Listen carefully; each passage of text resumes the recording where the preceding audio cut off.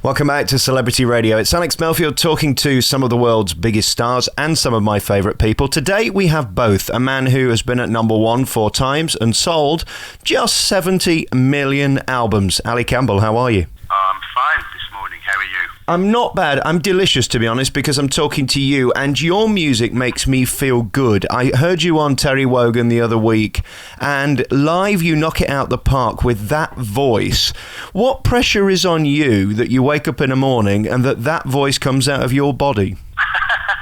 Well, I don't feel any pressure. The thing is that it's my natural voice that I think has come with years of stress, basically. I had pleurisy very early on in my career, so I think I sort of squeezed my vocals out through my nose, according to doctors, which is why I've never had polyps or nodules, or any problems with my throat, because if you think about my voice, it's quite nasal. It's extraordinary, though, and hearing it live is just tremendous. I saw you in Nottingham a couple of years ago, and of course you've got the beat, which is going to help make your music uplifting. To be on stage doing these songs, She's a Lady probably is one of my favourite songs you've ever done. I know it's strange because probably nobody's heard of it, but you just made it your own, and it's so moving and brilliant. How does it feel when you're on stage doing these songs? Well, that particular one I enjoyed immensely because I was joined by the wonderful Lady Saw on our 21st birthday celebrations, I think that was. Well, Lady Saw is a great hero of mine, or heroine of mine, I should say. She's basically the number one female vocalist of Jamaica, and she's been doing what she does for a very long time now. So it was an absolute joy. Is it fun being you? I mean, you can more or less work with who you want. Everybody knows you. UB40 is an international brand. It doesn't get much better, does it? No. I mean, I've just come back from a gig I played with the Philharmonic Orchestra, and I was with Luciano and John Holtz, the wonderful John Holtz, who, bless his heart, is a little bit ill at the moment, so we all wish him the best. But, to be up there singing with John Holtz, it's like I have to pinch myself sometimes. I recently did a gig at the Roundhouse in Camden with Jimmy Cliff, Wow. I sang The Harder They Come with him, and again, I just have to pinch myself, and these are all my heroes, And when we did the Father's album, I think that was like the pinnacle. We're always asked why we played reggae, so we did the Labour of Love series, covering all the songs by our favourite Jamaican artists, and then we got a chance to make an album with all our favourite artists singing our songs, called the Father's album, and it just doesn't get any better than that, I know I've asked you this question before, but for those who are in this interview for the first time, your love of reggae, where did it come from? How did that happen for a guy from Birmingham that fell in love with this place? Well, I come from South Birmingham, a place called Borsall Heath, which in the 50s and 60s was predominantly West Indian and Asian, so the reggae was the music of the streets, and I grew up with reggae. Reggae came about in about 1967, 68, coming out of Rocksteady, and Rocksteady came out of ska, but I was too young for that era. So I grew up, like my West Indian friends, listening to reggae as it formed, so I've lived and grown around reggae music, and I love it, and that's why I started UB40 in the first place, was to promote reggae. And again, it's so sincere. It could look very silly, couldn't it? A guy from Birmingham trying to take on this music because it's so unique and different and brilliant. How did you make it so natural? Is it just because it's part of you, you grew up with it, and you're sort of so immersed in that community and they love you as much as you love them? Absolutely. I grew up going, at 11 years old, I was sneaking out of my house, or out of Norman's mum's house, actually, and we'd go to blues, and to shebeens. So I was tolerated because I was a little 10-year-old, little white 10-year-old kid. So I wasn't seen as a threat or anything, and I grew up going to those places, so I truly did grow up listening to reggae and to dub, as it should have been listened to coming out of wardrobe speakers and in shebeens and those sort of places. So yeah, it's just totally natural for me, and because I've worked with so many Jamaican artists, young and old, I think that in Jamaica they understand that what moves me is reggae, and we're there for the right reasons, I was covering a story in Birmingham the other day about problems with one community hating another and how it's not working and how there's this divide. Isn't it interesting that when you were there all those years ago, there was not a problem? It's somehow gone wrong, not just in Birmingham, all over the country. The moulding of communities has broken down, hasn't it? Absolutely. I highlighted this in a documentary I did for the BBC about 5 years ago. It's like a self-imposed segregation that this generation's done, and I think it happened with the advent of hip hop. Hip hop came over, and the generation of kids sort of took that under their wing, and it became about area codes. And of course, America is the most racist country in the world, and all they care about is what colour anybody is. And so what's happened is our kids have adopted this, this self-segregation. You get black gangs and white gangs and Somalian gangs. And, in the 80s when we were starting, if you'd have took 8 kids out of Borsal Heath, they would have looked like UB40. It would have been a multi-racial lump. Whereas if you take 8 kids out of Borsal Heath now, they'd either be Asian or they'd all be, Somalian or they'd all be white, Irish. You know what I mean? And it's very sad, yeah. And I believe that it's because we adopted the American way. You can see what's happening in America right now, with the race riots and stuff. It's interesting as well that reggae's backbone is one of love and peace. Hip hop's about hate and anger, isn't it? Absolutely. Well, I've not thought of it, but most of it is, yeah. And reggae is about love and unity and peace, and it's about bringing people together. Not segregating them. Yeah, it's fascinating. You're still working all over the world. What is it like being you now? I mean, you first stood on that stage nearly 40 years ago, let's face it, we won't tell anybody, and you're still as popular today. Is that the greatest affirmation for an artist, that you're still relevant, current and bringing out albums? Well, I think and it's because of reggae, people all over the world love reggae. There's actually a song on the new album singing where we say that all cool people love reggae music. And I think when people go, what's your secret to your success? There's no secret. The success comes from the fact that people love reggae music, and that's why we love it, because it's the greatest music. It's the youngest music in the world, and it's not a negative music. It's like you said, it's the music that brings people together rather than forces them apart. I first spoke to you, we did an in-depth interview at the BBC, and you just left UB40, and at that time I think you were upset and angry, and you had every right to be. It's interesting hearing you talk just the other week that that's all gone now, and it's sort of worked itself out, hasn't it? Karma. Well, I think that the fans are starting to vote with their feet, really. It's, when Astro came back to the fold, and there was a very definite movement towards coming back to us, because people didn't want what the old UB40 had done, which was a country album, It was like the biggest shock, and actually I feel that they really let the fans down, by doing that, and Astro, obviously. So it's sort of, Astro's come back to the fold, and people are now going, it's like there's a conclusion, at last, they're all saying, at last, we've got UB40 back. Right. But without you being the voice of UB40, there isn't a UB40. I mean, you were it. That was what made it so distinctive. And I think that was the flaw in their campaign, wasn't it, really?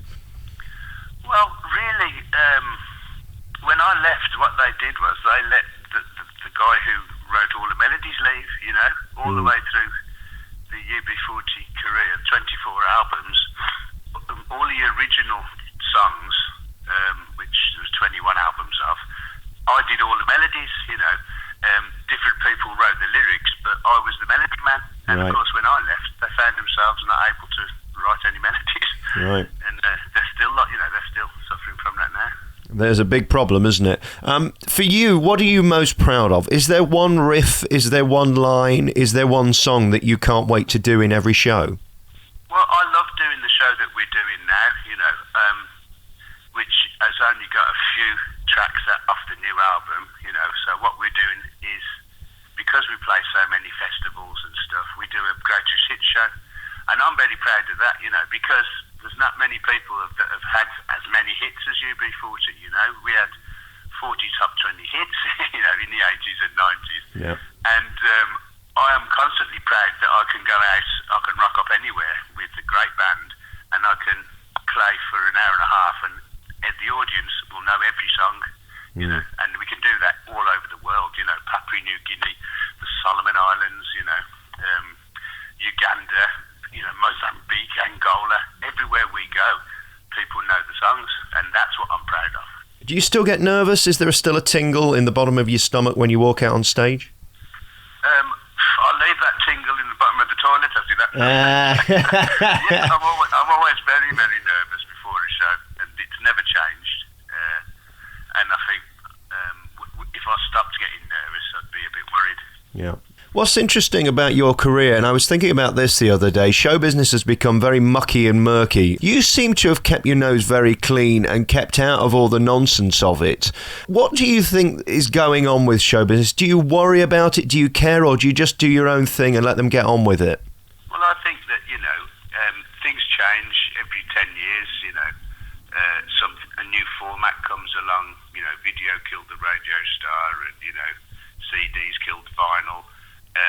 Downloads have killed CDs, and now we've just had a 10-year era where reality television and not reality television, talent show television has run the charts. Yeah. So it's all been very odd. But what you have to do is you have to ride with it, and you have to adapt, to the situation. Okay, so we have to go for downloads now rather than making CDs, and instead of a gig being an advert for your CD, as it was in the 80s and the 90s, now a CD is an advert for your gig. Right. But you have to adapt, otherwise you do disappear. And people, artists who weren't very weren't a live act, they've all disappeared, because you just can't survive on CD sales anymore.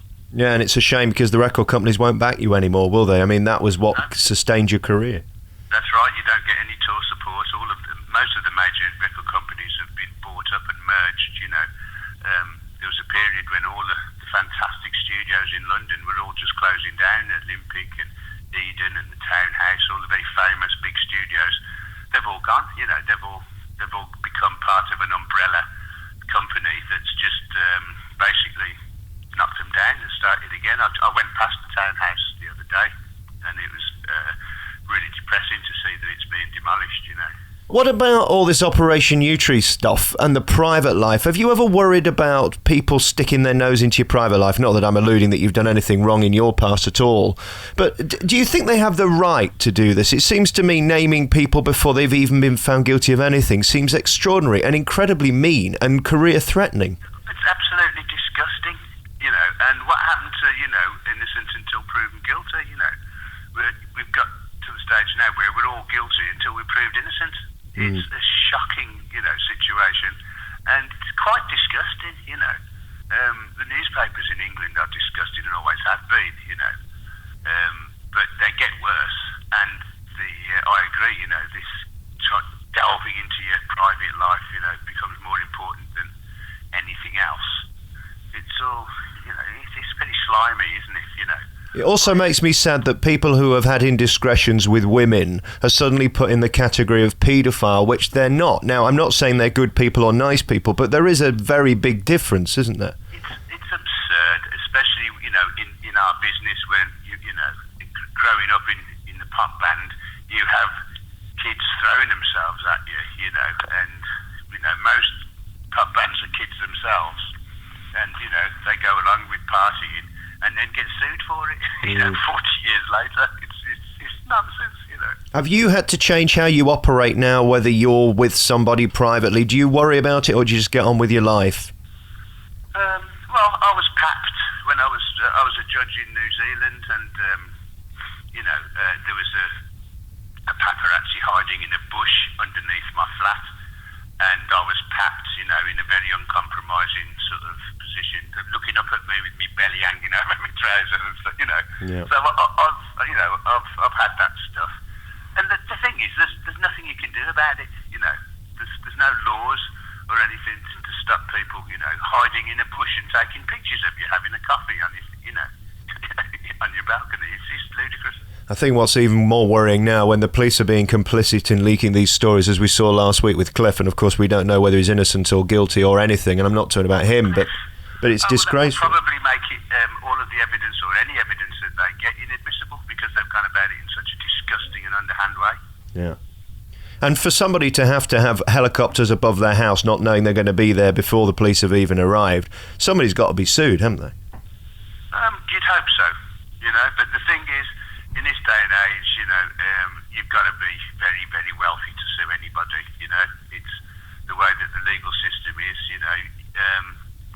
If people sort of, if you're accused of something and you have to prove yourself innocent, you're very likely to run out of money before that happens, you know, because of the law system, the legal system is disgusting in this country as well. What also makes me sad is one person making money out of a story can literally bring you down and ruin your career. I mean, how do you fight back? His life, you know. I mean, I go back now a couple of years, and do you remember the actor, Len, you know, who played Len Fairclough?